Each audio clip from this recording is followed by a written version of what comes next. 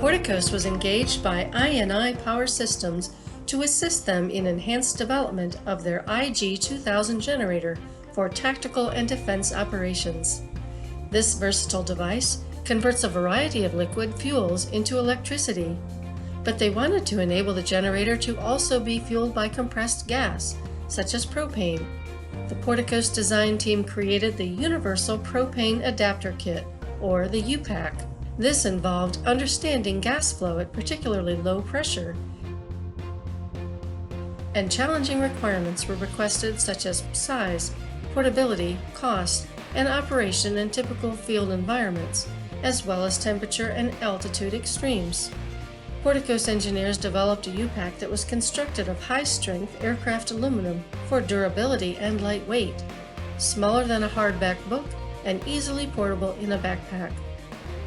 Largely, the components were selected from off-the-shelf hardware suppliers.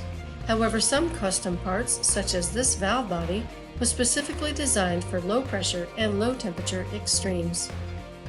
The UPAK is a classic example of how the Porticos design team can help companies expand products and develop low-cost solutions for high profitability.